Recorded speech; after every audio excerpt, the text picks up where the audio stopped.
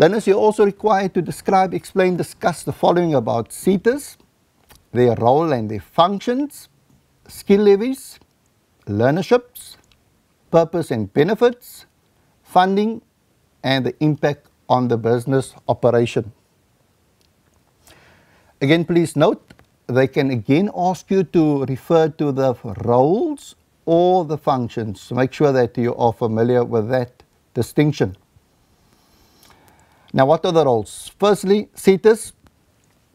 The first role is to compile a sector skills plan that states who is employed, where in the sector, and what are the strengths, weakness, and opportunities in the sector. So the sector skills plan would entail a SWOT analysis within the sector. Secondly, to determine where learnerships are needed. I think that's extremely important. It's no use introducing learnerships to employers or businesses where they are not required. Thirdly, to act as a quality assurer of standards within the sector. I think it's important that there should be a baseline, and the SETA will determine what the baseline is within a particular sector. Then to disperse money they receive from the National Skills Development Levy. Now remember, that levy is at 1% that every employer with a salary bill of more than 500,000 must pay over. And then if any information is required about a particular sector, they will then approach the SETA. The skills levies of SETAs, where do they get that money from? Now, the skills levy was introduced to ensure that private businesses contribute to the development of skills. Remember, they are going to be the main beneficiaries of the development of skills. It's important that they use a certain portion of their profits to ensure that their workers are upskilled. We indicated earlier that all businesses with a salary bill of more than 500,000, $500,000 per year, must pay 1% of that amount to SARS, and SARS will then disperse that money to the relevant departments. Now, how does that skills levy get allocated? 20% of that skills levy goes to the National Skills Fund, 10% goes to the SETA organization, 20% goes for Learnership Skills Plan, and then 50% goes to businesses who has drawn up a skills plan and has compiled a report. So in effect, the SETAs get 80% of that money, and the National Skills Fund only get 20%.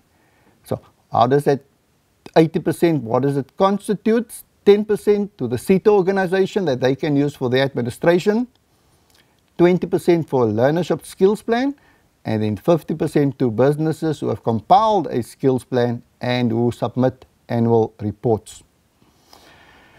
The business can claim a proportion of the levy back from the SETA for producing workplace skills plans and implementation of the report. So 50% of the levies that are paid can be claimed back, and that can be used to upskill the workers. SETAs and their learnerships, where does that come from? Now, learnership skills programs are occupationally structured learning programs that are offered by accredited providers and constitute credit towards a qualification within the NQF National Qualification Framework. So it's a professional designed, quality assured program. So an example of the PSETA ensures that well-coordinated education and training takes place in the public service by working with departments. Now, things that SETAs ensure in terms of learnership: firstly, they must identify and design learnerships. They must register learnerships. They must provide workplace assessor training. They must register and accredit service providers. They must administer learnership agreements. And then finally, they have the authority to issue certificates to successful workers who has participated in the learnership. What are the benefits or the purpose of SETAs? Number one, they manage the learnerships and training in each sector. Now, we alluded to that earlier under learnership. They ensure that the skills requirement of different sectors are identified. So they will work with the sectors, look at gaps in the sector in terms of skills, and they will ensure that those skills are then attended to in terms of the learnerships. They ensure that training is of an appropriate quality. I think it's going to be important if we're going to upskill the workers. It's important that the training they receive is of a particular standard so that when they are in the workplace, they can then produce quality work.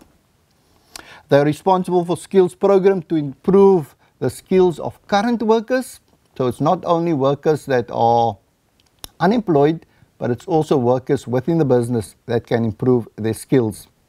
But they also assist the unemployed people to enter the job market by providing skills programs for them.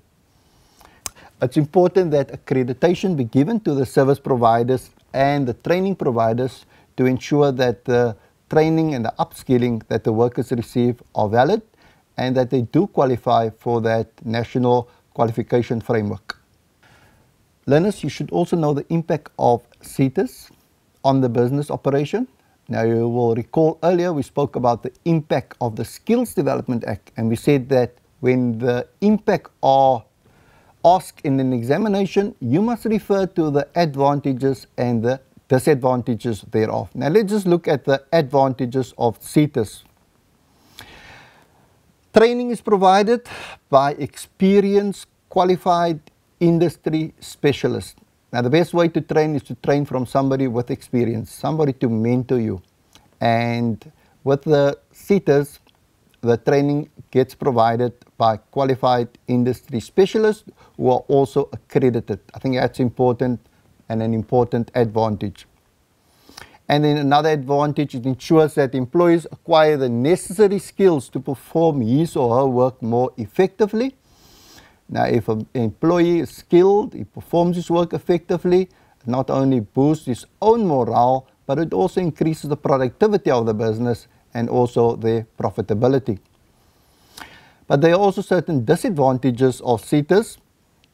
Business must pay a portion of its wage bill if it exceeds 500,000 per annum.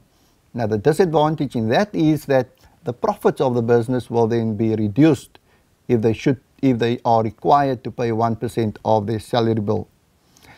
And then sometimes employees are taken from their job for training, and this leads to a loss of working hours.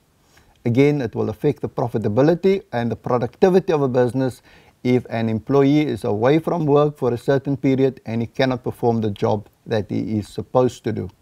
So those are the advantages and the disadvantages of SETAs.